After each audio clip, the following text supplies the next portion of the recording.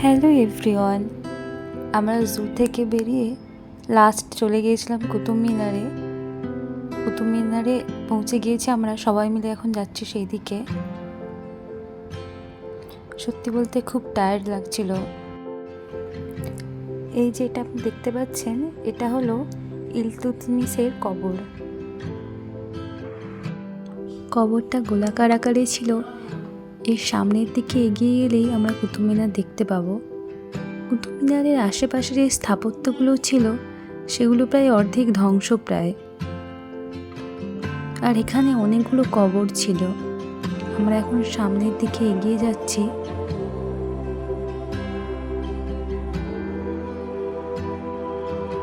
দেখতে পাচ্ছেন চারপাশে ধ্বংসস্তূপ।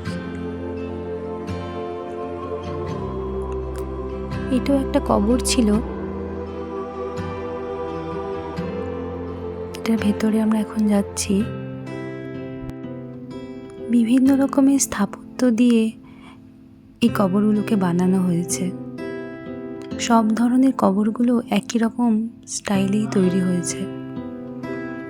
আমরা এখন কুতুব মিনারের সামনের দিকে যাচ্ছি। সামনে একটা বড় স্থাপত্য ছিল, কিন্তু সেটা অর্ধেকটা ওপর থেকে ভাঙা ছিল। কুতুব মিনারের চারপাশে যে প্রাচীরগুলো ছিল সেইগুলো ভাঙা ছিল। আমরা এখন সামনের দিকে এগিয়ে যাচ্ছি। চারপাশটা ঘুরিয়ে আপনাদের দেখানোর চেষ্টা করছি।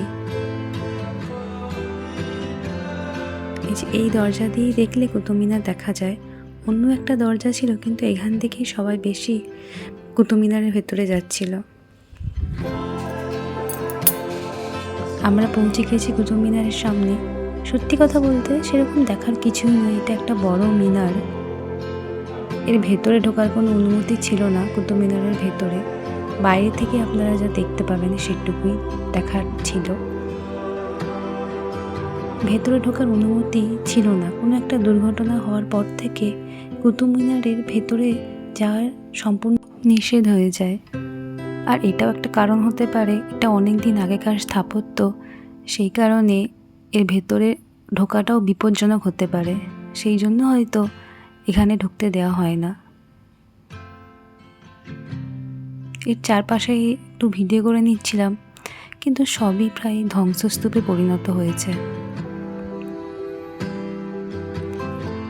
ভাবতে অবাক লাগে, মানুষ চলে যায়, তার তৈরি স্থাপত্যগুলো রয়ে যায় পৃথিবীর বুকে।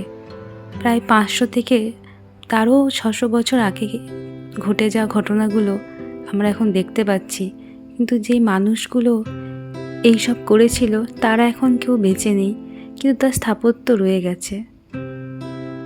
কত কিছু বয়ে চলেছে এর মধ্যে দিয়ে, কত যুদ্ধ, কত মৃত্যু, কত কি ঘটে চলেছে। এটা একটা দরজা ছিল।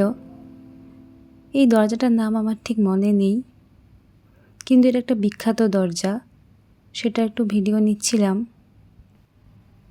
মানুষ চলে যায় আর তার স্মৃতি রয়ে যায়, সেটাই বারবার মনে হচ্ছিল। যাই হোক, আমাদের এখন বাড়ি ফেরার পালা। ভিডিও ভালো লাগলে লাইক কমেন্ট করে দেবেন।